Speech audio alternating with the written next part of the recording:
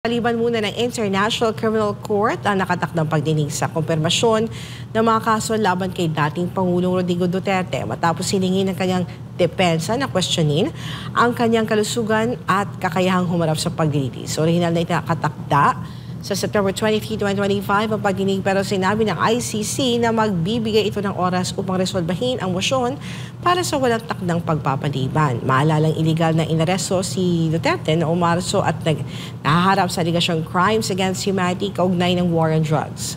Magtataka ng bagong petsa ang korte matapos marisolba ang mosyón at iba pang usapin. Teresa, sa tingin mo, makatarungan ba ang pagpapaliban ng ICC sa kaso ni dating Pangulong Rodrigo Duterte? But I think, di ba tayo, ang mga abogado, if I'm not mistaken, is it the lawyers of the President Duterte ang humiling nito? And then, makakatulong ba ito sa depensa nila, Teresa, while they're preparing? Hindi ko nakuha yung nawala ka for a while. Ano sabi mo? Ano yung ni-report? Regarding to, Attorney Sal, doon sa decision ng ICC, Attorney Sal, na ipagpaliban muna yung presentation ng charges nga kay Pangulong. Hindi ko alam, kasi ang problema, ang nagpapospone yung defense eh. So, baka meron siyang estratehiya na para kay Presidente Duterte. But right now, hindi ko pa makita kasi yung confirmation charges, hindi pa naman trial yon.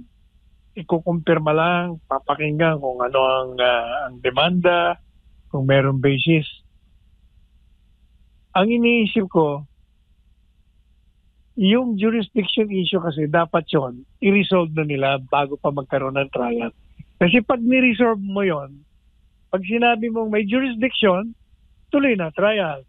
Pero kung sabihin na wala at malakas ang ebidensya na wala, whether sa ilalim ng batas ng Rome Statute, sa batas natin, talagang walang jurisdiction eh.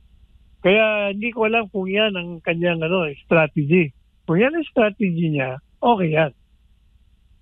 Kaya yung problema, hindi natin alam ayoko naman pakialam yung abogado, basta tinitingnan ko lang kung anong maganda para kay Presidente Duterte.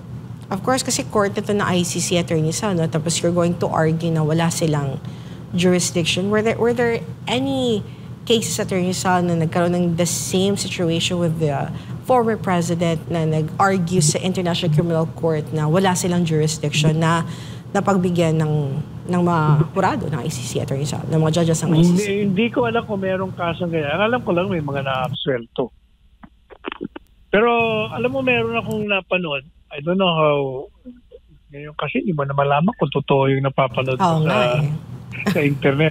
Merong isang judge, judge dati sa ICC, ang napanood ko sa video na nagsasabing dati siyang judge at tinitingnan niya lahat yung nangyayari. At sinabi niya na walang jurisdiction ang ICC at nagtataka raw siya kung bakit nung in-invoke na walang jurisdiction, itong mga judges na nakinig dun sa depensang walang jurisdiction, tumahimik. Dapat daw ni-resolve nila kaagad, kaya hindi na nga dapat muna yung confirmation charges. Kailangan ora mismo when jurisdiction was raised as the court having no such jurisdiction, dapat ni-resolve na kaagad nila. Tama yun. Kung totoo mo itong napanood natin, kahit pa hindi pa natin napanood, matagal na natin siya, talagang walang jurisdiction kahit saan mo tingnan eh.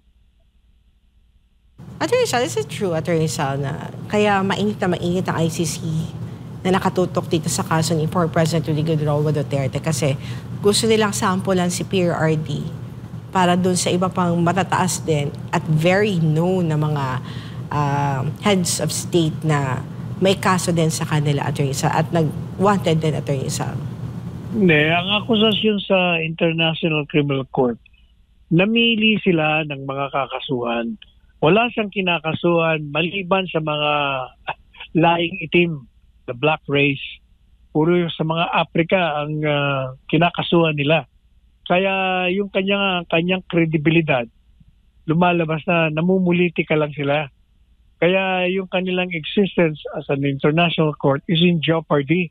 Katunayan, may mga bansa na umaalis sa kanila.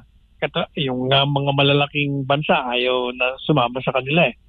Kaya gusto nila ngayong ipakita na meron pa, kumbaga relevant sila at maganda ang kanilang ginagawa. O kaya sinasampulan si Presidente Duterte.